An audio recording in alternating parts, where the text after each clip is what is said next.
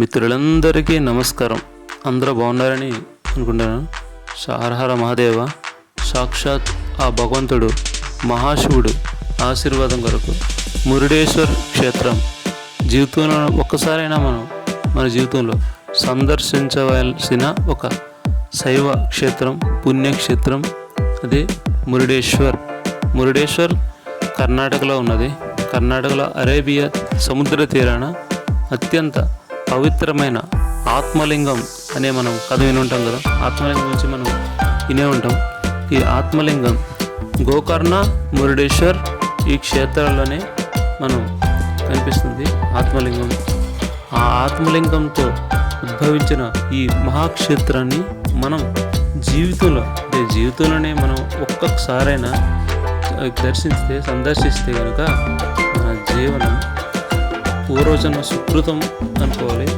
మరియు అంతేకాక మన జన్మ కూడా తరించిపోతుంది. అంతటి మహాపుణ్యక్షేత్రం, అంతటి ఎత్తైన గోపురం ఈ ప్రపంచంలోనే, మన దేశంలోనే కాదు, మన రాష్ట్రంలోనే కాదు, ఈ ప్రపంచంలోనే ఎత్తైన అత్యంత పెద్ద మహాశివుడు రెండో మహాశైవక్షేత్రం అంటారు. దీన్ని ఇంతటి పుణ్యక్షేత్రాన్ని సందర్శించడం మన జీవన సుకృతం, పూర్వజన్మ సుకృతమే అనుకోవచ్చు. అంతటి మహాక్షేత్రం ఇది. మహాగోపురం, ఆ క్షేత్రం యొక్క గోపురం ఈ ముందు భాగం. ఇప్పుడు మనం చూస్తున్నదే గోపురం, మహాశివుడి యొక్క శైవక్షేత్రం యొక్క గోపురం. ఈ గోపురం ఇక్కడి నుంచి మనం లోనికి వెళ్ళి ఆ ఆత్మలింగాన్ని సందర్శించింది. అక్కడి నుంచి ఈ పైనుంచి ఈ వ్యూ కనపడుతుంది కదా, ఇదే అరేబియా సముద్రం.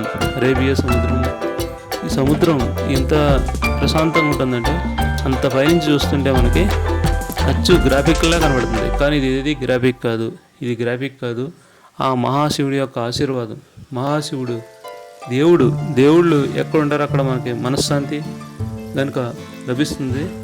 ఆ లభించే ప్రదేశం చాలా అంటే చాలా ప్రశాంతంగా ఉంటుంది. దేవుడు ఉన్నాడు అనడానికి ఇదే నిదర్శనం. ఆ యొక్క సముద్రం, ఆ యొక్క వెనకాల కనిపించే ఒక దృశ్యాలు మనోహరం, రమణ మనోహరం అంటారు కదా. మన రెండు కళ్ళు మనకి చాలవు. ఈ ఒక్క దృశ్యాల్ని మనం చూడాలి అంటే మన రెండు కళ్ళు చాలవు. ఏం చెప్పాలంటే మన కళ్ళు అదృష్టం చేసుకుని పూర్వజన్మ సుకృతం అంటారు కదా, ఇదే ఆ పూర్వజన్మ సుకృతం అనుకోవాలి. ఆ మహాశివుని కరుణా కటాక్షాలు చూడడానికి మన కళ్ళు సరిపోవు. అంతటి పెద్దటి మహాన్ అవతారం ఈ మహాపుణ్యక్షేత్రం మురుడేశ్వర్లో ఉన్నది. ఈ శివుడు, మహాన్ శివుడు సముద్రం ఒడ్డున సముద్రం భాగంలో కనిపిస్తుంది. అరేబియా మహాసముద్రం వెనక భాగం కనిపిస్తుంది కదా, అదంతా సముద్రమే. అంతటి సముద్రం మనకి కనిపిస్తుంది. మురుడేశ్వర్ క్షేత్రం జీవితంలోనే ఒక్కసారైనా మనం సందర్శించవలసిన మహాన్ పుణ్యక్షేత్రమే మురుడేశ్వర్. మహాశివుడు సాక్షాత్ ఆ భగవంతుడు మనకి ఆశీర్వదించుతుంది, మనకు కనపడుతుంది. ఆ మహాశివుడు యొక్క ఆశీర్వాదాలను మనం పొందుతున్నాం కనుక మనం జీవితంలో ఒక్కసారైనా సందర్శించాలి ఈ క్షేత్రాన్ని. మహాశివుడి ఆశీర్వాదం తీసుకుని చుట్టూ ఆ అందమైన ఆ ప్రపంచాన్ని జీవితంలో ఒక్కసారైనా ఈ ప్రదేశాన్ని మనం సందర్శించాలి అని అనుకుంటాం. అంతటి భాగ్యం మనకి లభిస్తుంది. ఆత్మలింగం అనేది పురాణ గాథల్లో మనం వినే ఉంటాం. మహాన్ వీరుడు రావణాసురుడు మనకు తెలిసే ఉంది కనుక ఆ రావణాసురుడు మహాశివుడిది ఒక అఘోర తపస్సు చేసి తీసుకున్న ఆ ఆత్మలింగం కథ మనం అందరూ తెలిసే ఉంటుంది కనుక ఆ ఆత్మలింగ సందర్శనార్థమే ఈ యొక్క పుణ్యక్షేత్రాలు. ఎక్కడైతే ఆత్మలింగం వెలిసిందో, ఎక్కడ రావణుడు తపస్సు నుంచి పొంది ఎక్కడైతే ఎక్కడైతే దారి మధ్యలో ఆగిందో ఆ క్షేత్రాలే ఈ మురుడేశ్వర క్షేత్రం మరియు గోకర్ణ క్షేత్రం. రెండు మహాన్ పుణ్యక్షేత్రాలు.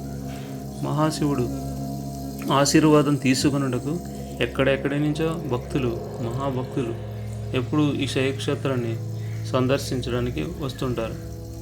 ఒక్కసారైనా సందర్శించాల్సిన జీవితంలోనే పుణ్యమైన క్షేత్రమే ఈ మురుడేశ్వర్ని అత్యంత శివుడు ఎంతో పవిత్రంగా మనకు దర్శనమిస్తాడు. ఆ మహానుభావుని మన కళ్ళ నుంచి చూడడమే ఒక ధన్యమే ధన్యం. ఈ పుణ్యక్షేత్రం మనకి కనపడుతుంది. అరేబియా సముద్ర తీరాన వెలిసింది ఈ మహాన్ క్షేత్రమే మురుడేశ్వర క్షేత్రం. మురుడేశ్వర్ అంటే పవిత్రమైన, అత్యంత పవిత్రమైన క్షేత్రం. శ్రీ మహాశివుడి యొక్క ఆకారాన్ని, ఆ దర్శన భాగ్యాన్ని మనం పొందుటకు ఒక్కసారైనా మురుడేశ్వరం జీవితాన్ని ఒకసారైనా చూద్దాం. ఆ పుణ్యక్షేత్రం దర్శించుకుందాం. హర హర మహాదేవ శంభో శంకర, ఓం నమ శివాయ.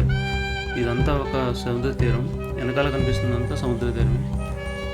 మురుడేశ్వర క్షేత్రం సముద్రం మహా విశాలంగా ఉంటుంది. వెనకాల భాగం అంతా సముద్రం ఉంటుంది. ఈ గుడి చుట్టూరు కూడా సముద్రమే కనపడుతుంది. ఒక భాగం అంతా, ముందు భాగం మాత్రమే ఊరు కనపడుతుంది. ఆ వెనకాల భాగం మొత్తం అంతా సముద్రం.